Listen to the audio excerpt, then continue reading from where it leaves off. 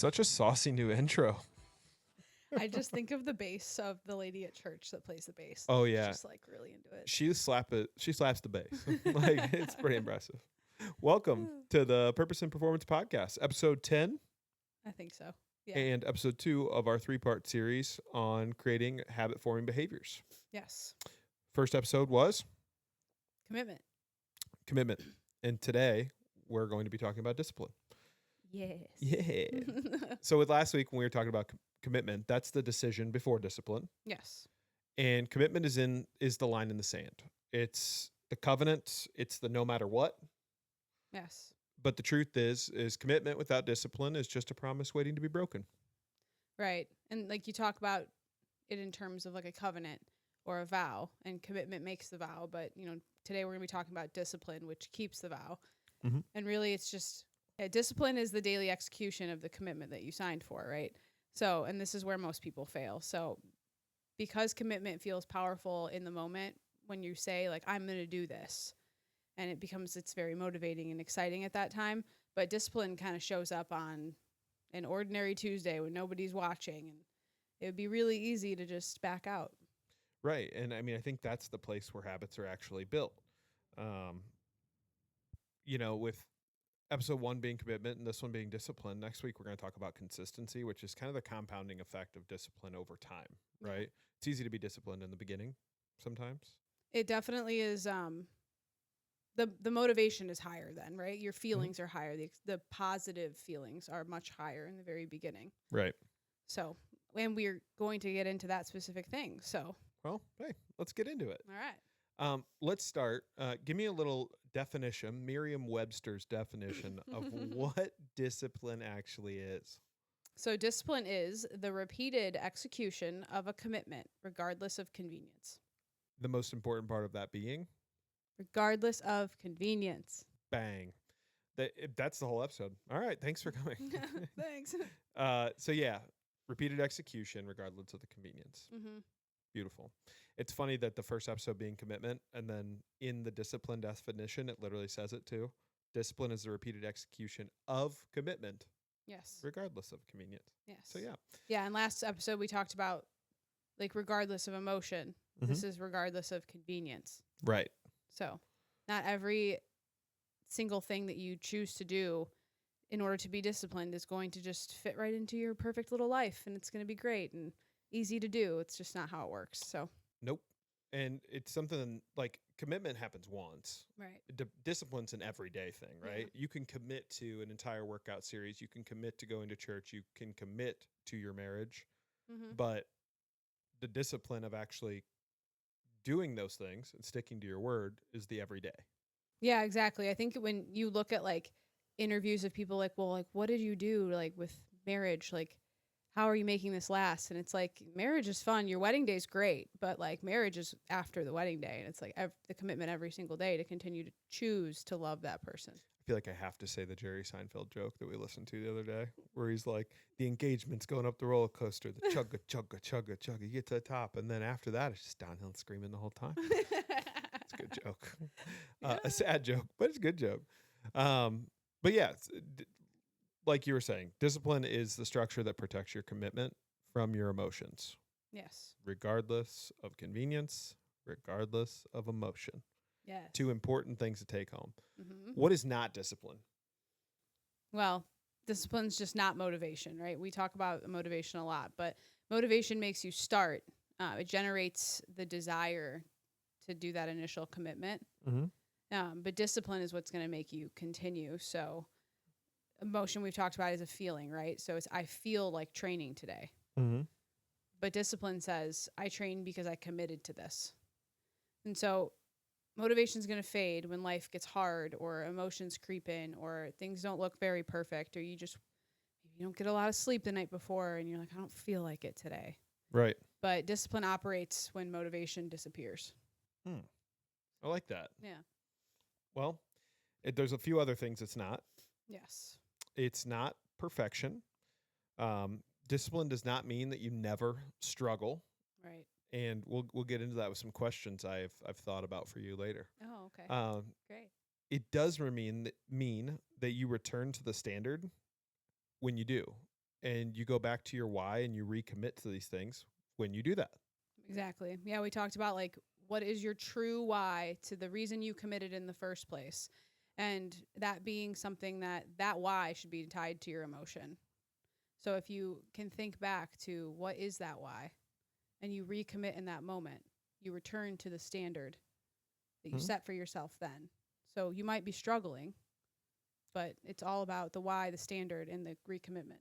Well, and I think that goes into the discipline doesn't negate self-compassion. No, definitely not. There's a reality. Self-compassion prevents burnout and helps you to return to habits after. But the toughness and kindness is more effective than the harshness alone. Yeah, I think when people hear discipline, they think like rigid, structure, harsh, like, Right. And that's not what discipline is. I mean, it is toughness, but there is a level of kindness that says you committed to this. So, like, let's follow through. And that's being kind to yourself. That doesn't necessarily mean that you don't have to be mean to yourself in order to follow through with being disciplined. Right. Yeah. It's like the idea of the old football school or football head coach school of approach where you're like, you gotta be tough on yourself. You gotta be tough on yourself. You gotta be tough on yourself. You do that all the time, you burn out. Exactly. It doesn't work like that. Right. So like we were saying, it is not motivation. It is not perfection. What else is it not? This kind of goes into what I was saying with like toughness, kindness. It's not punishment. So like being disciplined is you're not beating yourself into submission, which is kind of what I think is like what's seen when people say like be disciplined. It's really just training your life towards the direction that you decided matters. Like you decided it matters when you committed to XYZ. So it's not really something that's negative. It's not punishment. You wanted to do this in the first place. Right. So it's just about consistent choices aligned with the values that you said matter. It's not punishing yourself. So it's just really the small sustainable. That's like the word here. Sustainable. The small sustainable limits are actually going to enable you to have more freedom over time later. Right. So it's not a punishment. It might be a small sacrifice in the moment. And that's on the person who's doing its discernment. Is it a sacrifice or is it a punishment? Yeah, and most of the time when you sacrifice for things that you want, like it ends up being worth it over time, enabling that freedom over time. Right.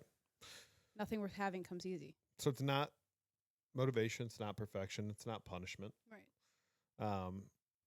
But it is Structure. okay.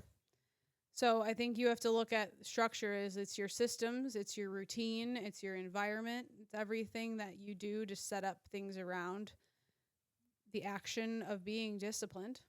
So in order to have structure, you need to nail down the systems, the routine, and the environment to support the structure. Right. Yeah.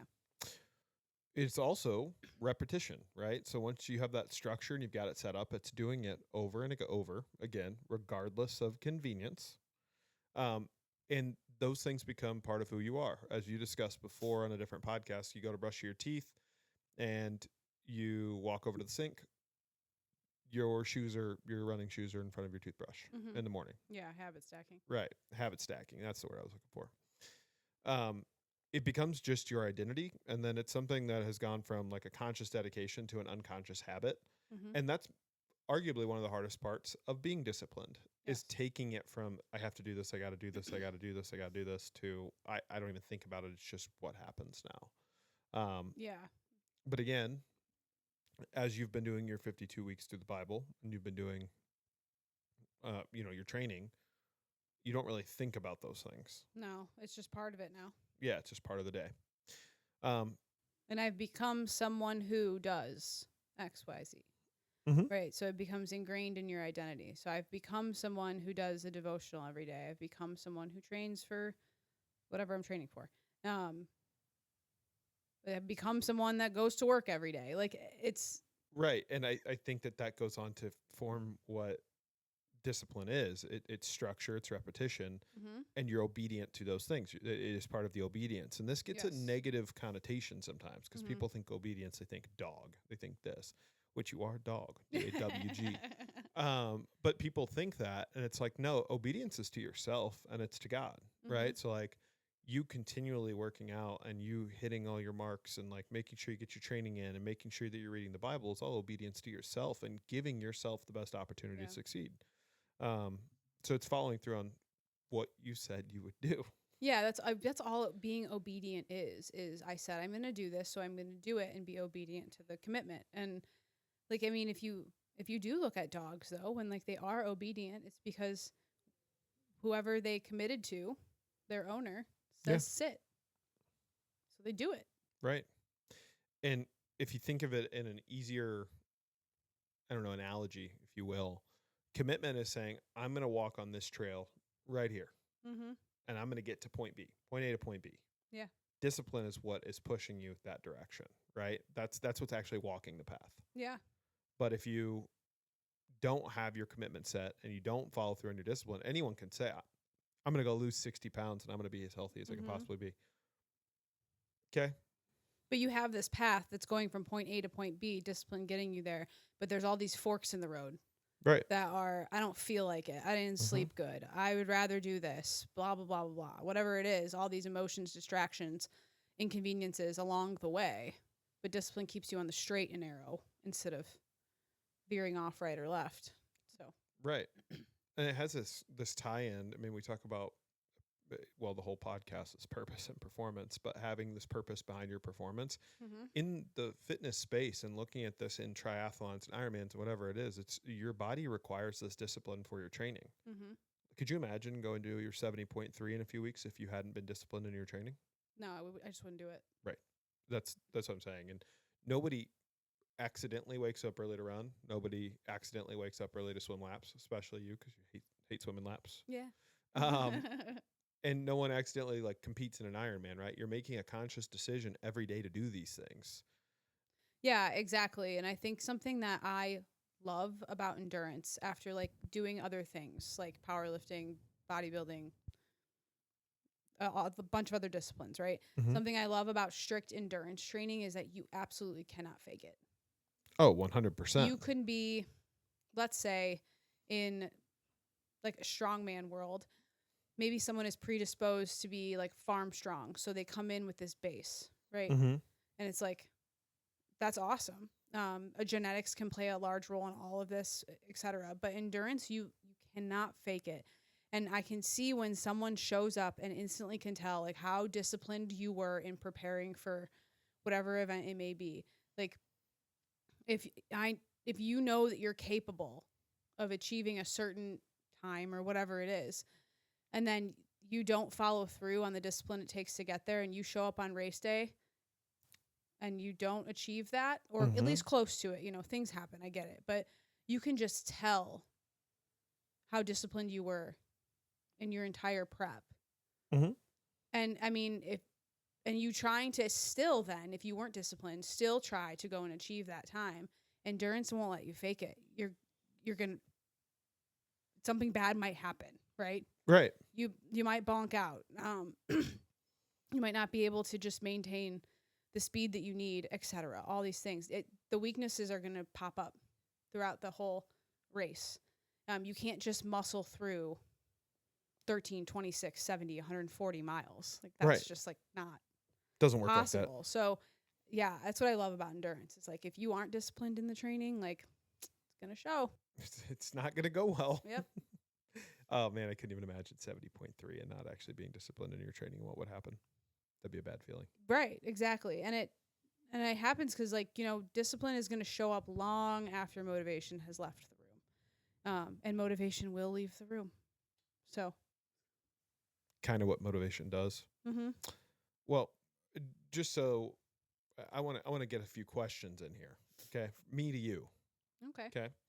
So if anyone doesn't know, and I think you probably have picked up from watching and listening, you're one of the most disciplined people I know. And I'm not just saying that to toot your horn again here. Thanks. Like you don't miss training days. You follow your plan. You've built a routine that doesn't depend on emotion at all. And I think the listeners would benefit from hearing what that actually looks like. Oh. So you're like, oh no. Okay. I'll filter out the face redness. It's just the reflection of my shirt. Oh, okay. Yeah. How did you finish a marathon in 1972 for the listeners wanting to know I in look your really, shirt? really young for Yeah. my age. Nice. Yes. But yeah, so obviously being one of the most disciplined people I know, when did discipline stop being emotional for you? It hasn't. Like, I still feel resistance all the time. But discipline now means that I show up anyway.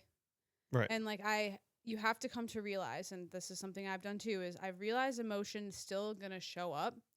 But I let my values guide my decision in that moment. Okay.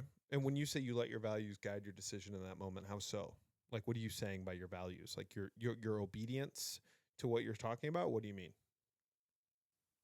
That what I value is tied back to my why. It's like what I was saying earlier. Like, what I value is showing up every single day, even when it's hard, proving to myself that I still show up even when it's hard. Like, showing Ezra that you can still do hard things. Not everything is going to come easy, et cetera, et cetera. So for me to sit there and knowing my emotion still shows up, I don't really feel like doing this today. Like, but your values don't make room for emotion. Yeah. And it don't for what you feel like.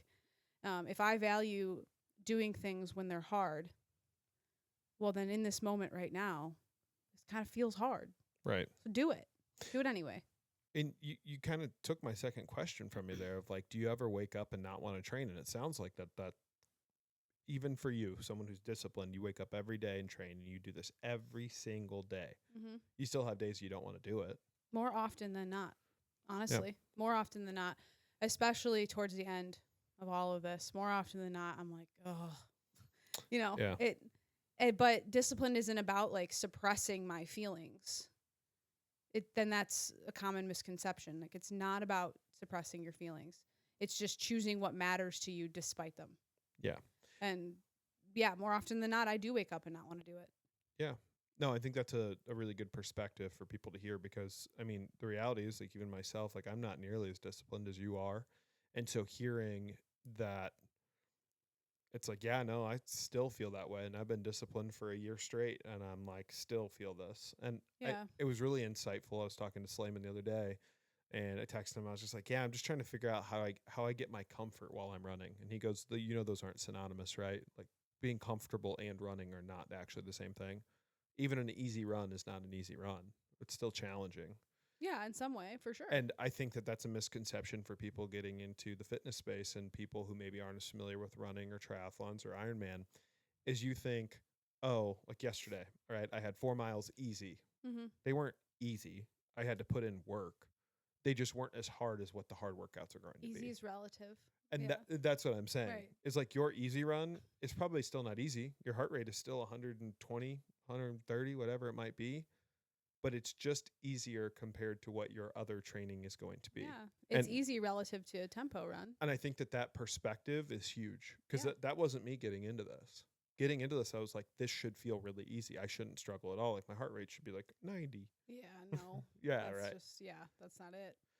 So I think understanding is huge. So shout out to your discipline. I think something too that like people think with this type of stuff when I talk about it is like, she's so rigid. She has no room for anything else. Yeah. And like, it's like, yeah, in some ways I am pretty rigid about certain things, but like, I think when you think discipline, you think like you must do this and nothing else. And it has to be like 150% laser focus on this. And you can't have any fun. You can't do anything else. Like, that's not true. Like, no, that's burnout. That's burnout. I would argue that I just put things first. Discipline puts all of this first. So like choosing what matters to me despite my feelings. Yeah. So like choosing to do all of this first and then making time for things that are fun and leisurely. Yeah, it makes sense to me. It doesn't mean that you have to be like, I don't know, rigid. Well, I think it in the same way with or looking at triathlons or running or Ironmans or just fitness overall. It's the same thing with faith, right? Yeah. A lot of people commit to, I'm gonna get going back to church. I'm gonna start watching some more sermons. I'm gonna listen more. I'm gonna read more. The discipline's doing it every day, right? So whether you find tools to do that, like a 52-week through the Bible, great tool, awesome. Whether it's a separate devotional, it's a little bit shorter, or whatever it might be, or just picking up and reading. Following Christ requires discipline as well. It's prayers, it's getting into Scripture, it's repentance, and it's worshiping Him as well. And again, all these things rely on obedience, right, to doing it. So and none of those things depend on how you feel. Yeah. It's kind of like, I think you said this yesterday, but it was the believing in God and obeying God are two very different things. Belief without obedience is exactly what the devil does. And we talked about that yesterday. Yeah. Or was that today? I don't know. Yesterday, yeah. Yesterday. And it's so true, right? Right. I mean, literally repeat that. Belief without obedience is exactly what the devil does. He knows there's God. He knows that there's Christ. He believes in them, obviously, because he's seen him. Yeah. Right? He was created by him. Yeah. Main goal is to kind of destroy everything that they love. But they're not obedient. Yeah. So it's like, this is completely off topic, but it's worth it. I was watching this guy the other day talk on his faith, and it's not off topic, but it's off topic a little bit. And he was talking about how he's so afraid of hell. And he was like scared to go to hell. And this lady was like, that's what drives you? That's the created. The creator made that. You should be more afraid of the guy creating everything. Yeah. And I was like, dang, that's a bar. It's true. It's pretty cool. But yeah, like you said, belief without obedience. It's exactly what he does. Yep. Yeah. Well, as we kind of move forward, so we've kind of defined what it is and what it's not now. Right. Right. And in the working out space and faith and all these things, but it's not motivation. It's not perfection. It's not punishment. Right. But it is structure, repetition, and obedience. Yep. Yeah. 100%. Yeah. And I think we see examples of this in the Bible. And I like to relate all of these things, obviously you do too, back to Scripture, because the basis of the way that we should live comes from Scripture. And so if we see these things in Scripture and apply them to just other areas, we know where they came from. Right. And good example of spiritual discipline is Paul. Yes. Which we've both read a lot of recently. My guy. And we've chatted about recently. But 1 Corinthians 9:27 says, "But I discipline my body and keep it under control, lest after preaching to others I myself should be disqualified." So why does that matter? Paul understood something incredibly powerful. Yeah. And that's not, faith is not passive. It requires intentional training. It requires obedience. It requires prayer. It requires Scripture. It requires, man, requires is a tough word today. Repentance. It requires worship. Like praying when you're tired, right? Like when, I don't know about you, but when I'm praying during the day, I'm usually driving. Don't worry, I'm not closing my eyes. But it's either in the morning, driving, or nighttime. And there are times at night where I don't want to do it because I am tired. Yeah. And it's kind of the last thing on my mind. And sometimes I fall asleep while I'm praying. Roll over, put my head down, and then I'm like, there's worse things. Right, exactly. I think Matt Fogel at ECU said that. But like Scripture, even when you're busy, how many times have you woken up at 3:50 a.m. to fit in your Scripture, to get out there and train and do the stuff that you need to do? Yeah, a lot. And that's what I'm saying. Is like, it requires an intentionality. Absolutely. And that's something that I think he's talking about here, is that he disciplines and keeps under control. And we talk about obedience when it's inconvenient as well. Do you, this is like a Bible study question, I'm putting her on the spot here. What do you think a time is inconvenient to be obedient? Like in today's world, look, what's a time for you where it's like, that's inconvenient to get into the Bible. That's inconvenient to go train right now because of what? No, I mean, I think this just happened to us. We just traveled. True. Yeah. Good between call. Vegas and then home for 2 days and then to Florida for work. And, I mean, that throws your routine off for sure. But I was like, I'm still bringing my Bible. And it wasn't like the most convenient thing in the world to try and fit that in before having to go and do the training before our meetings. So I would have to do the Bible study, run to the gym, then go to trainings our training for 8 hours. It's not convenient. Right. So that's definitely a time for sure. Yeah. No, I think that whenever we say inconvenience, it looks different for people. And it could be something as large as I have this massive family event going on and things are not going well. And it could be as small as we got to travel twice in a week for work and it's just not as easy to either lug the Bible around or I got to pack it in the suitcase or remember it or bring my running shoes to the trips and how do I fit it all in? But like something that I'm going to circle back to the very beginning of what we said is like discipline gives you freedom later and it gives you this identity of this is what I do. And so if you're in a chaotic situation, like traveling for work, which we don't love to do, but it's a necessary evil, right? It brings some sort of like structure of your routine into something that's chaotic already. So knowing that like I'm still going to read my Bible, I'm still going to go to the gym and do my workout. It gives you this like familiar structure of comfort of your routine that you do at home in a location you're unfamiliar with and potentially a little stressed. It's the unconscious habit though. It is. And I think you have to build it to being unconscious habit. True. Or choosing to just not let that stress deter you from your commitment, which requires some discipline. Yeah. So anyway. That when you say that voice, sometimes it reminds me of the, well, actually, but it requires some discipline. That's what that reminds me of. But again, back in the scripture, like again, so 1 Corinthians, I know we went through it already. I'm going to read it again just so you can hear it. But I discipline my body and keep it under control, lest after preaching to others, I myself should be disqualified. It's wordy, but the verse is powerful because Paul's actually talking about spiritual leadership, but he uses the language, I mean, obviously translated language of athletics and training. Yeah. Right? So the Greek word for Paul that he uses for discipline actually means to strike under the eye. Or to bring something under control through training. Under control through training. Kind of fun. Yeah. So in other words, he's saying, I train my body, I train my desires, and I train my habits. Not because the body's bad, but because untrained impulses lead people away from what? Their purpose. Right. Right? That's how we get away from obedience, is uncontrolled impulses. Right. So I think he understood something that most people miss. Really. Yeah. So... Habit practicing until it becomes unconscious habit. And I think it's also one other note with all that is your body and mind are naturally going to drift towards comfort. Yes. Like that's what is innate for us. So saying that it's like, oh no, that's just not how I'm wired because like I like to do things that are a little bit easier or that's not as comfortable for me or that's going to get me out of my comfort zone. We like to do things that drift us towards comfort. And that's what this is saying is the untrained is going to put you into comfort.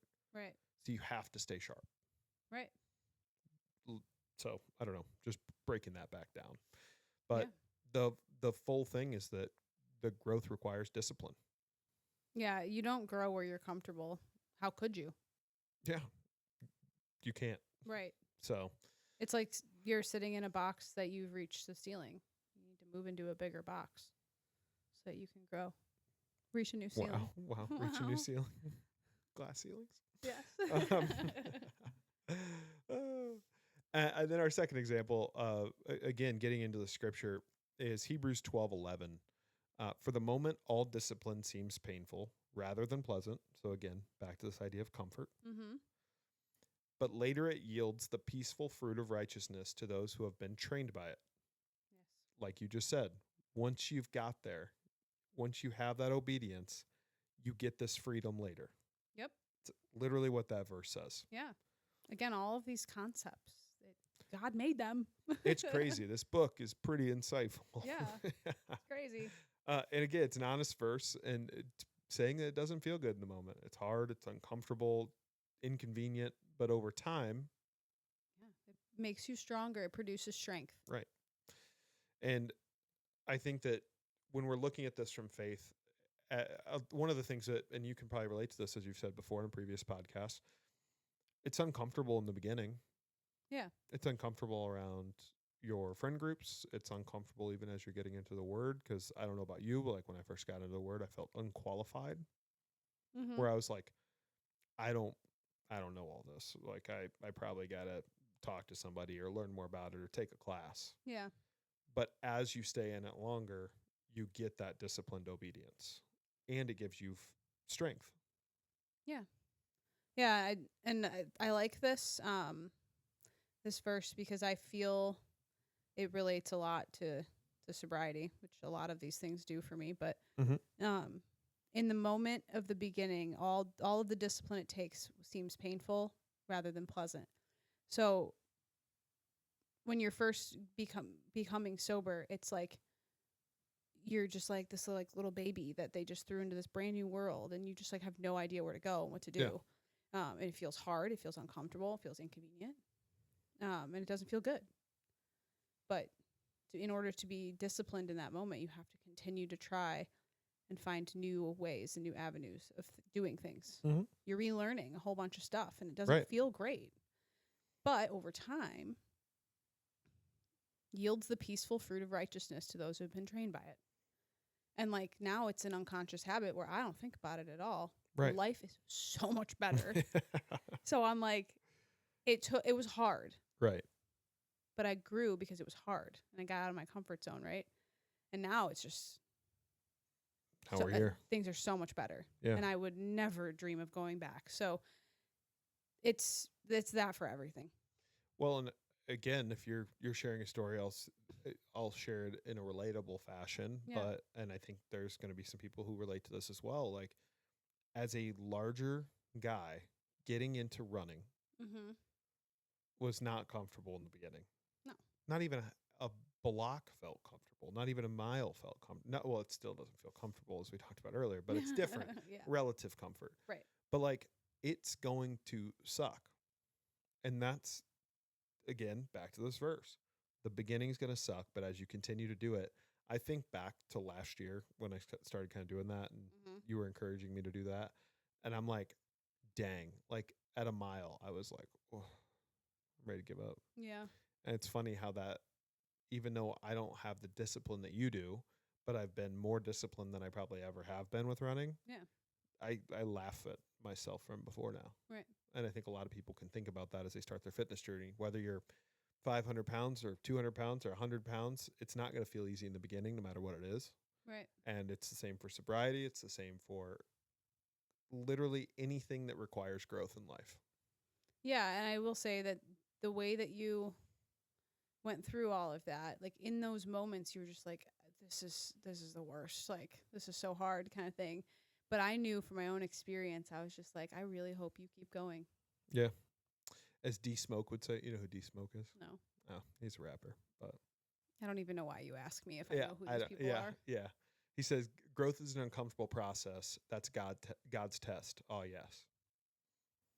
Oh, yes. Oh, yes. It sounds better when he raps it and not me saying it. But, like, it's so true. Like, that beginning growth is, like, almost the kickoff of God's football game with you, where he's like, get through this part, see what happens. Which is why I say, like, if you're only focused on doing whatever exercise modality it is to get to an end goal of a time or a certain number on the scale or whatever, like, man, you're missing it.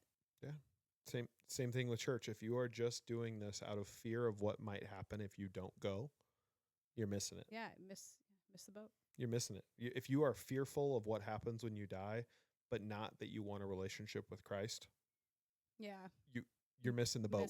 Missing the boat. Yeah. Right. Well, so moving on, right? So we defined what it was, what it wasn't. We talked about biblical examples of it. Mm-hmm. Why do you think people struggle with it? Honestly, I don't think people lack commitment to something. I mean, you can. Well, actually, maybe I would argue that they do, because I don't think you can be truly committed unless you have discipline. But I think they lack the systems that it requires to be disciplined. Okay. So, relying on emotion. So, I'm really motivated in this moment right now, and this is great. Like if I feel like this, I'm going to keep going. Like I'm so motivated to get this done. But the issue is, like we've said 1,000 times, is that is so unstable. And like some days you're going to feel absolutely unstoppable, and then some days you're just tired, exhausted. Yeah. And if the habits that you're trying to instill like rely on that up and down, like being unstable, like they're just going to collapse. Well, and I think that builds into the fact that sometimes people make it harder than it actually has to be. Yeah, and, also that. And so like like overhauling it. Okay, I'm going to get disciplined. I committed. I'm going to get disciplined today. I'm going to wake up at 4 a.m. every day this week. When normally you wake up at 6 or 7 a.m. But you maybe haven't changed your nighttime, because a lot of people think it's just what time you wake up. They don't really think about what time they go to bed. Right. Not sustainable. It's No. not going to pan out. And same with working out. I'm going to wake up tomorrow, and I haven't ran in a year. I'm going to wake up tomorrow. I'm going to go run 3 miles. And then I'm going to do 3 miles again Tuesday and Wednesday and Thursday and Friday. Not sustainable. Start small. Build it over time. And what you're talking about are extreme plans. And we've talked about like progressive overload in relation to fitness. I think this is something that you need to apply in all areas. So if you want to, let's go back to 4 a.m. If you want to wake up at 4 a.m. every day, but you usually wake up at 7, 8 a.m., you doing something that is an extreme plan to wake up 4 hours earlier is like, one, going to trigger you at 4 a.m. to have mass amount of emotion to be like, I don't want to do this. And it's really, really hard to fight that if you're not used to being disciplined, because you haven't created that unconscious habit yet. So the system that you're missing is how do I achieve 4 a.m.? So maybe you do 7:30 and then 7:15. Yeah. And then 7. And then you just continue to wake up 15 minutes earlier until you eventually do reach 4 a.m. and then stick to 4 a.m. from there.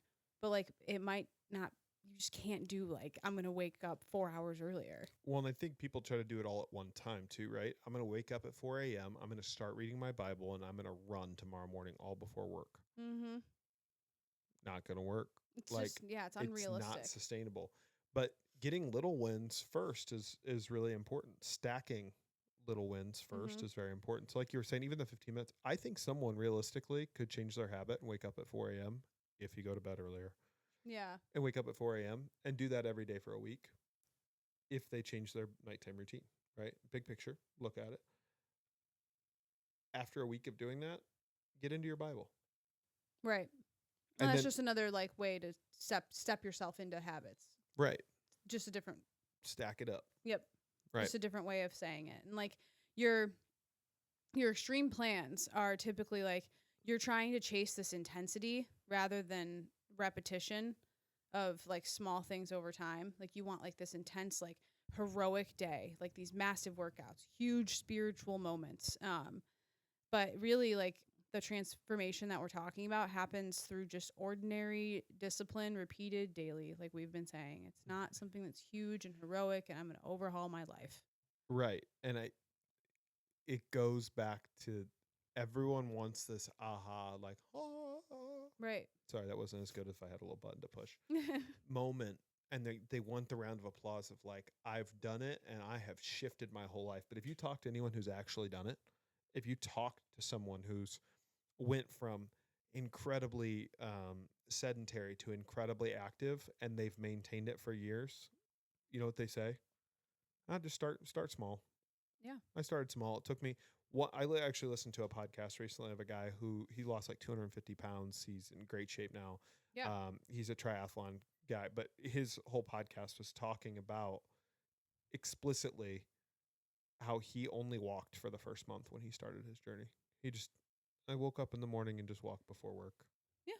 Not far either. Like I think he said he started like a mile, then he built to 2, then he built to 3, and then he decided he was going to try and run a mile. And like it basically took him a full year. Yeah. To get to full speed of what it looked like to start training in the way that he wanted to train. But again, I think a lot of us are searching for an aha moment or like the light switch moment, but it's actually just about doing the regular, ordinary, everyday that's going to make that happen. But he built the unconscious habit of there is exercise in this space every day, whether that started as walking, and then it started as, and then it went to running, and then it went to whatever it is. Like I had the same experience listening to an interview of that girl that I follow that just did Ironman New Zealand. Yeah. Yep. And she had bariatric surgery and then started an elliptical just to, help her lose weight continually. Yeah. And she realized she really likes this. So she was like, well, what if I could run like couch to 5K? Then she ran a 5K, and then she ran a 10K, and then was like, well, what if I could like maybe run a marathon someday? Like that'd be cool. And then ran a marathon and then discovered Ironman. But like, it's like the incremental build that like creates those habits. So he started walking for a little while.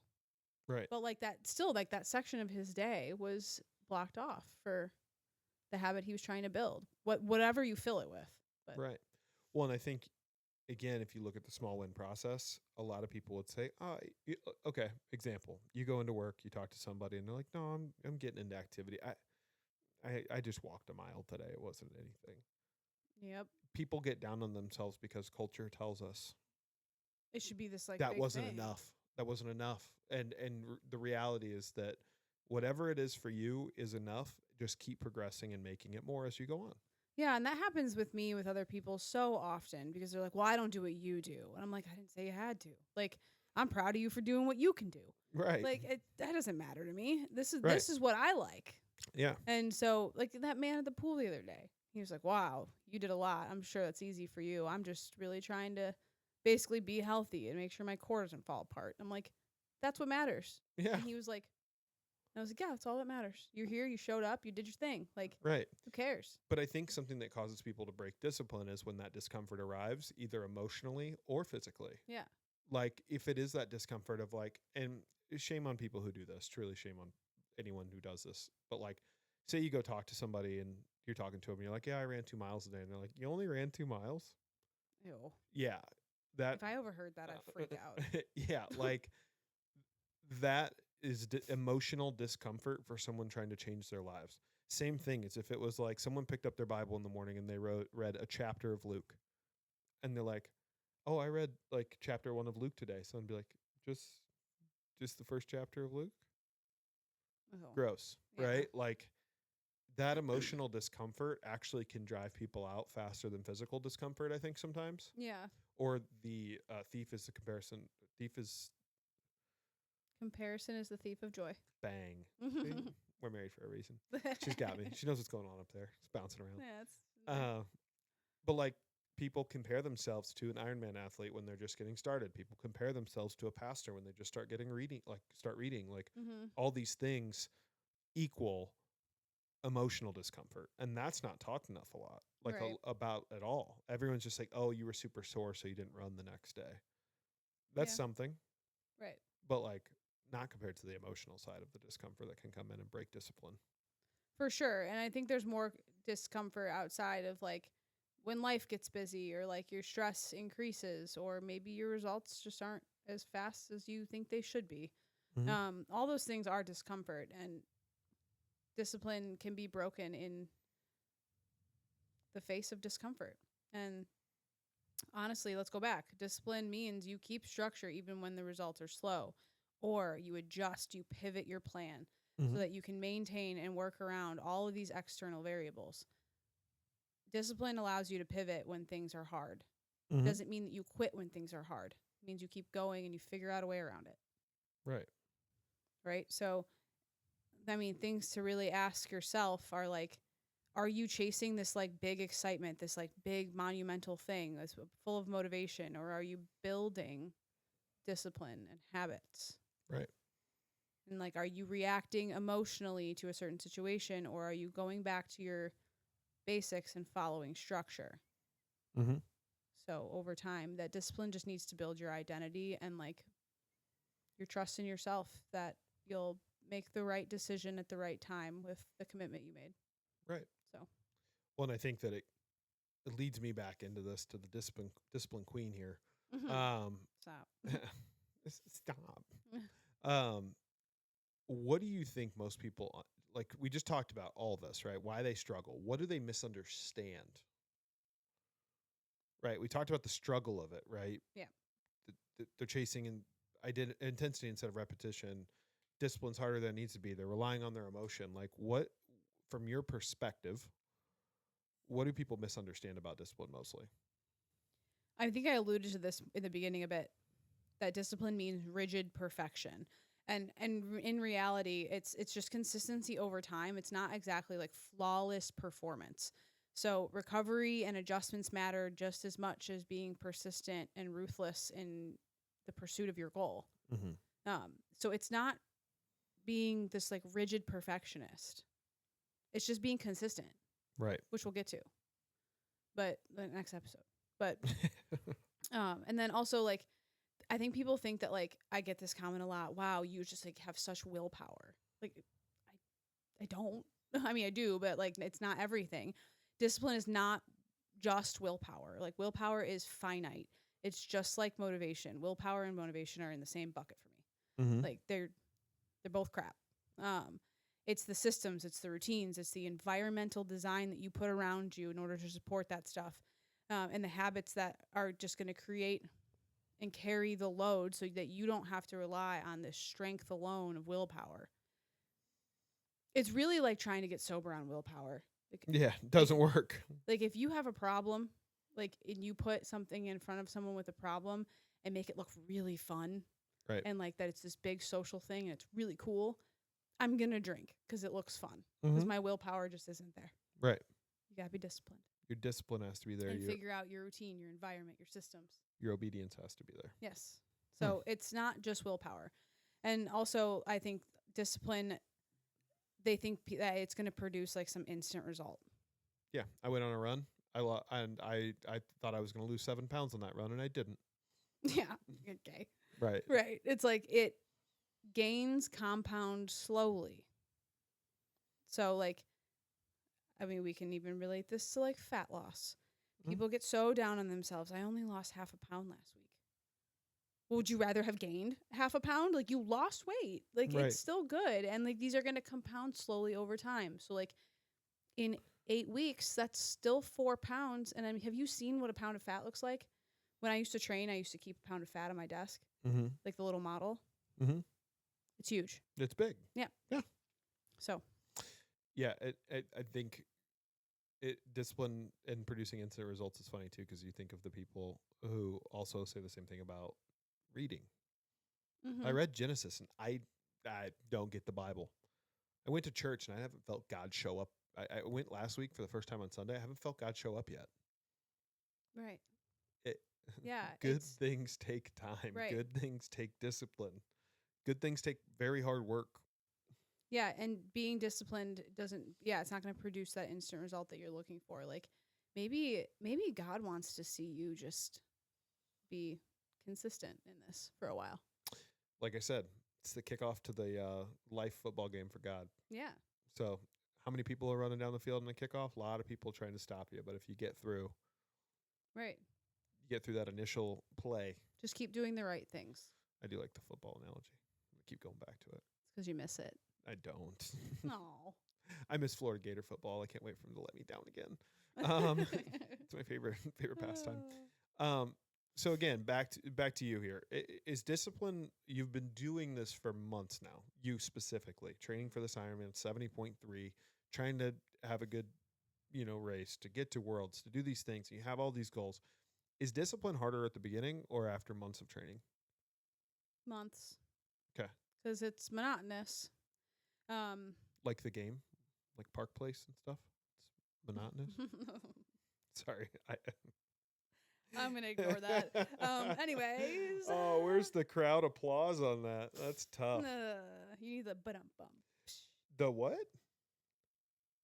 Do you think I was gonna click it? Yeah. I didn't click it. Okay. Yeah. So emotions are gonna like I said this earlier too. Emotions fade from like this like positive, like really motivated place, to like it gets a little negative and you get in your head because it's just like it is monotonous and you're like it's marginal gains at that point. You're just like continually trying to like just maintain the discipline of showing up and achieving those marginal gains. And yeah. What about, hold on, additional question here. What about during your actual training session? You've got a 3-hour bike. Discipline's not as hard at the beginning as it is at the end.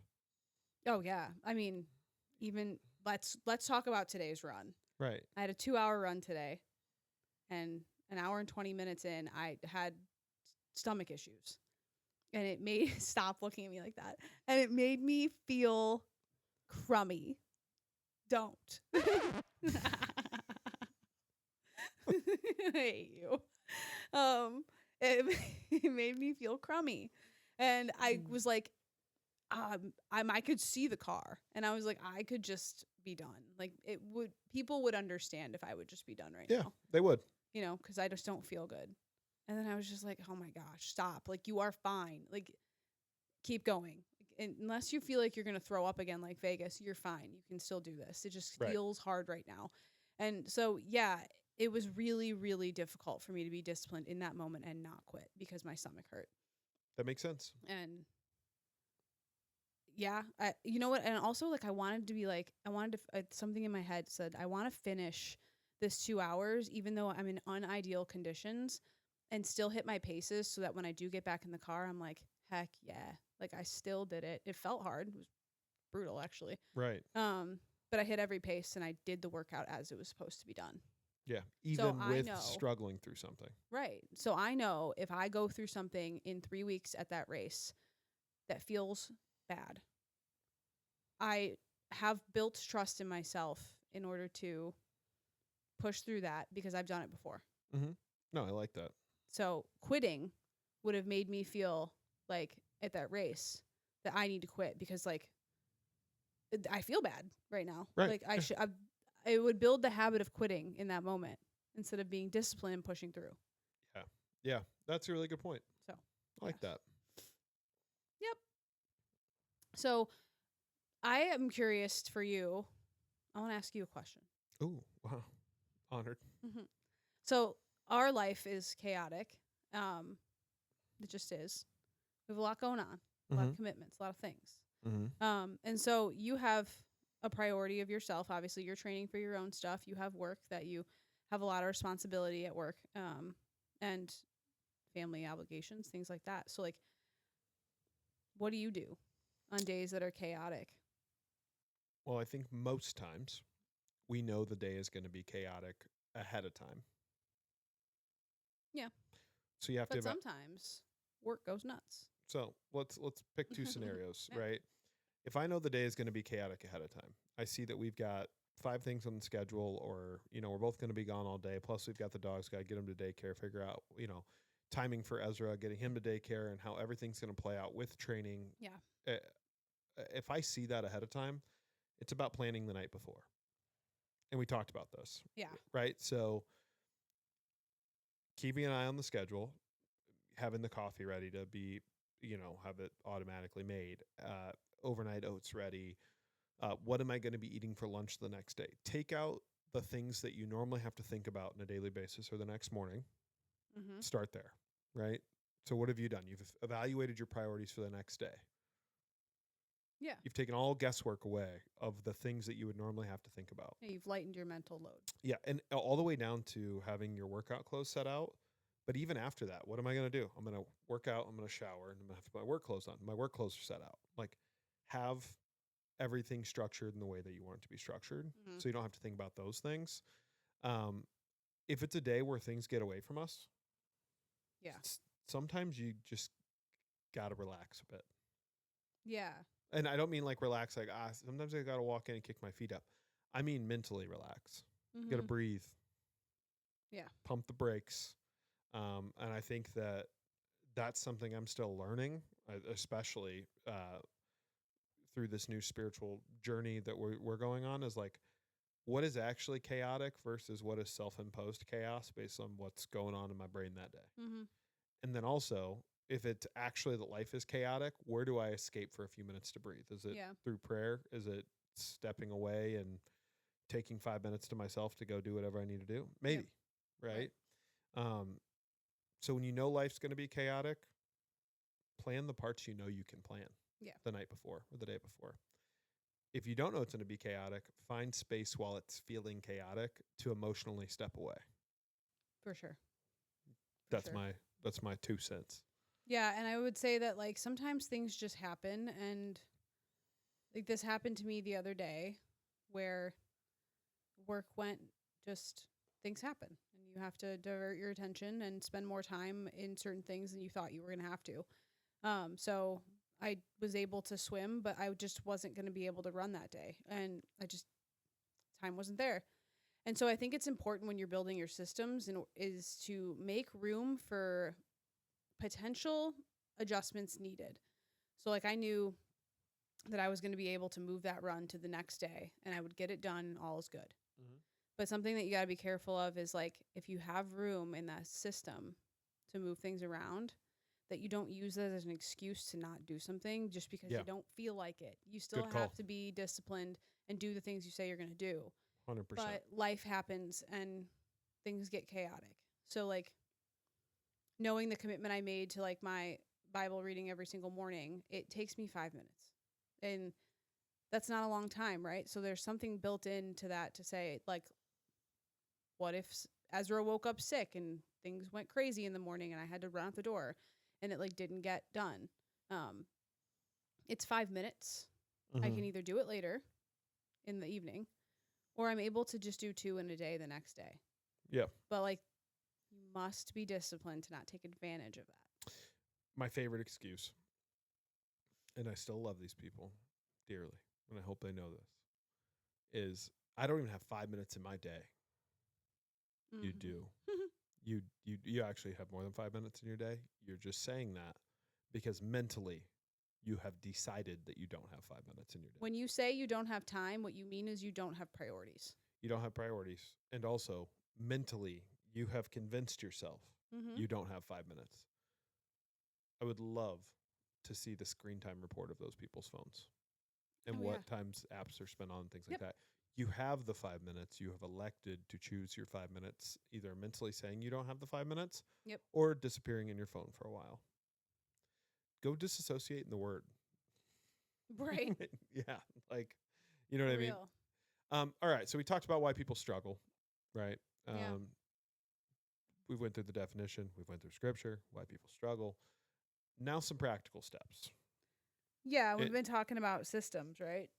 Right. And so implementing. So your first thing would be just to schedule your discipline. So whether that looks like setting a daily meeting with God at the same time, same place. So first thing in the morning when you wake up. It's the same thing with fitness. We've talked about how we schedule before, but it's just like you treat them like non-negotiable appointments. Like when it's scheduled, it needs to get done. Simplifying the system. Earlier, we talked about how one of the struggles, people make things harder than it needs to be, right? Yep.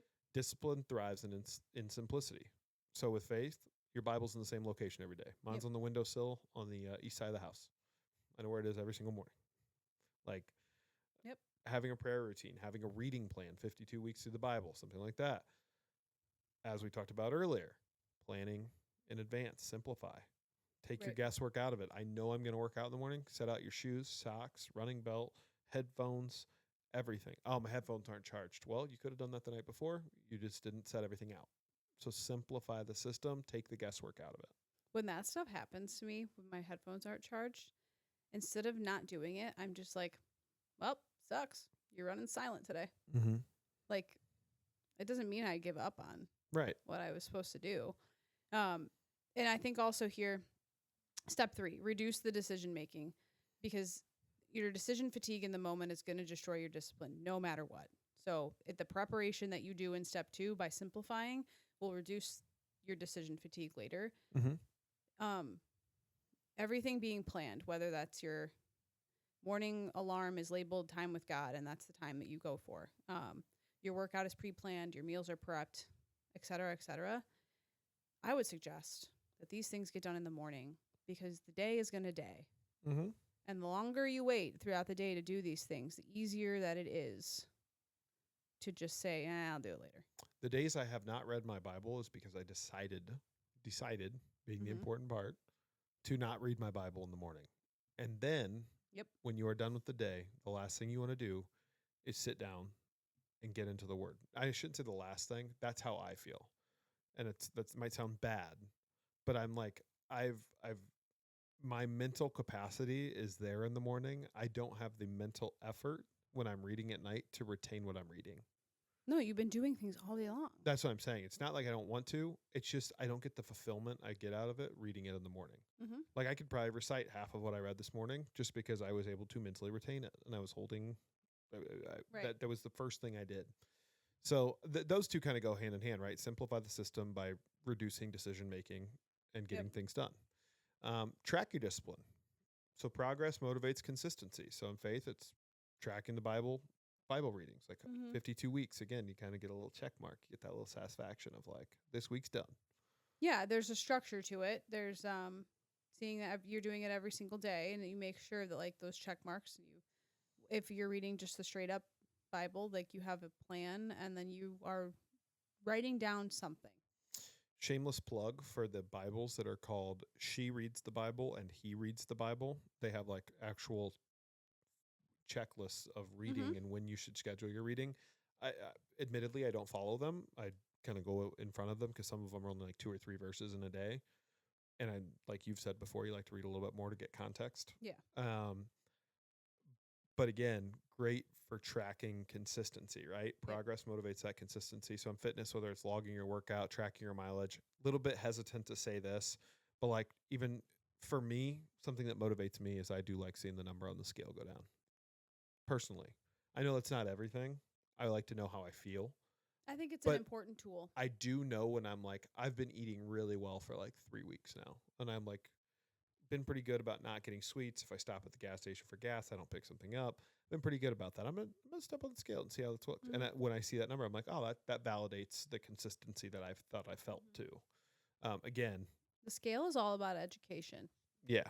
And knowing that if it is a trigger for you, don't do it. But if it is not, and you can compartmentalize that it is a number, and the human body is not a computer, right? Then one thing for people lifting too, like male, female, lifting strong, lifting for toning, lifting for whatever, track your weights. Like watch that. Because as you start lifting weights, 5 pounds on a lateral. You have to track lift. Because how are you supposed to know? You have to have progressive overload. Some people don't have progressive overload though. They go into the gym and they just start lifting and then they kind of just gradually get stronger. They're not really paying attention. They just remember, I did 5 pounds last time versus 7.5 this time. I know you don't like that. You're like, we got to have structure at the gym. But I know some people who do that. Yeah. There's so many apps on your phone that you're sitting on between sets anyway. Right? True. Bang. Anyway. Yeah. So again, that progress motivates consistency. So that's step 4 or 5. So schedule discipline, simplify the system, reduce decision making, track the discipline. And what's the 5th step? Focus on identity. Yes. So I think with faith, it's that like you're not trying to become disciplined. You're becoming the person God created you to be. So by doing the right things every single day, again, that's that word, you're becoming. Yeah. Yep. It's not that like you're forming your identity into someone who is working to be the person God called them to be. I like that. And then like with fitness, it's like you're trying to become, and I think this steers people away from this, like becoming an athlete. Like the 40-year-old person isn't going to relate to wanting to become an athlete, right? But you're not also just like trying to exercise. So if you can flip it and say like, I'm taking care of my body. I'm stewarding the body that God gave me. And that identity is going to strengthen your discipline back to your goal. I like that. So, yeah. Nice. Well, what do you feel like discipline has given you that motivation never could? I wrote my 2 answers down prior to this here, but I like it. Credibility and resilience were the 2 things that come up for me. And motivation, again, it's fleeting, it's up and down, it goes away, it's crap. So credibility right there, showing up consistently builds trust with others and myself. And that's part of my huge why around everything I do what I do is because I frankly was just not a very credible person. Okay. Start, stop. Find new this, find new that. Say I'm going to do something. Do it for a little while. Nah, I don't want to do it anymore. You know, like that's not credibility. So showing up consistently builds trust with others and myself, but also resilience. So it's going to keep me going through the setbacks in life when motivation just drops off, because it will. And resilience, you told me to find a word that I repeat over and over again to get myself through hard times in my upcoming training stuff. And resilient is the word I think that just keeps going through in my mind, is that like I am resilient and I have gone through some crap and come out the other side, and God had me through all of that. And in everything that he's brought me through, he has taught me the one thing is that I am resilient and I will be okay. But I never really felt that like trust in being resilient until I had a relationship with him. But I am resilient. And so I think that's what discipline has really proved to me, is that I'll get through this, and this isn't that bad. Yeah. So You can do hard things. I can do hard things. And you're showing other people that they can do hard things too. So thanks for being inspiring. Oh. I like what you said there, because like, what's the quote? Motivation is the spark that gets the engine going, but to keep the engine moving, you need discipline. Yeah. That's the one. Yep. Can't think of a better set of practical steps to actually get something rolling, and especially focusing on your identity of who you want to become. That's something I never thought about, and I think that's something that you've shown me, is like who you want to become is more important than what you're trying to do. Right. So, yeah. Is what you're doing getting you to that final big goal that you have? Yeah, and I think a lot of this takes and has an element of self-reflection, where as a listener and you're sitting out there and maybe you're driving or whatever you're doing, think to yourself for a second of like, where in your life have you committed to something but not disciplined yourself to follow through? Or did it for a little while and then you fell off? Yeah. Reflect back on that. What caused you to fall off? Because I can guarantee you it was probably just like, I don't feel like it today. And then a couple days later, I don't really feel like it again today. Until that actually became more of a habit than doing the thing itself. Yeah. Telling yourself that you just didn't feel like it. And maybe it was that you allowed convenience to override your commitment. Maybe it was that you allowed comfort to override your commitment. Yeah, this was just too hard. I just couldn't fit it in. Right. So I mean, well, what discipline would change your life if you practiced it daily? Is another good one. Right. And I think if you just pick one of them, again, we talked about this in the Act Like a Man episode. We talked about this in the Proverbs 31 woman. Like we talked about this in multiple things. Pick one. Like just pick one. Let's see what it Discipline this week. Like an example, I'm going to meet with God for 10 minutes every morning this week. 10 minutes. We've all got it, so don't lie to me. I'll train 3 days this week, no matter what. Yep. Everyone's got 3 days. Everyone has the ability to train for 3 days. What I would say, though, is that if you're going to choose to train for 3 days, that you pick those days.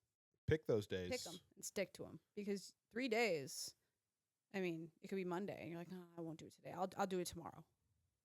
And then by the end of the week, you're like, oh, I've got to do the next 3 days. Like, you know? And pick intentional training that is at the level that you're starting at. So if you are starting and you've been working out like Andra has for as long as she's been working out right now, but she's just tired of it and feeling burnt out and wants to change to something else, pick something that's equally as challenging. Sure. Yeah. I'll steward my body with discipline. Yes. I think that goes into 1,000 different areas. And all these small disciplines create a massive change. So whether it's in faith, fitness, your marriage, your relationships with kids, whatever it might be, small disciplines can create a massive change. Yeah, 100%. And just kind of in closing, like circle back to the beginning, like we talked about like commitment, making the vow or the covenant, and then discipline is keeping the vow. You don't just drift into spiritual maturity, and you don't just like accidentally become fast or strong or powerful. You have to practice discipline. Right. Yes. And Paul disciplined his body. We saw that. Mm-hmm. Jesus disciplined his time with the Father. He did that perfectly. Of course. So Yes. perfect. And Hebrews reminds us that discipline produces strength. So, again, commitment's going to start your journey, but discipline's going to move you forward. Yeah. And next week we'll talk about consistency. And that's the compounding effect of discipline repeated over time. Mm-hmm. Because consistency is where transformation truly happens, right? That's what you've been. Again, that's what we've been talking about and a little bit alluding to this episode is you've been consistent. Yeah, and discipline's going to make your decision for you in the moment. Yet consistency is going to bring this large time frame into play, where the discipline every single day has now become consistency over time. Right. So until then, remember that purpose fuels performance, and performance without purpose is empty. So thank you for tuning in today. Please continue to listen, rate, review, and subscribe. We truly appreciate your support as we share what God's put on our hearts to share. yes. So, And I challenge you to apply something from today's episode. And in the spirit of this episode, do it today, not tomorrow and not next week. Do it today. The Bible's waiting, the gym is waiting, and God's waiting. So now the question is, will your discipline show up? Oh, will it? will it? I don't know. Till next week. Yes. Deuces. Deuces.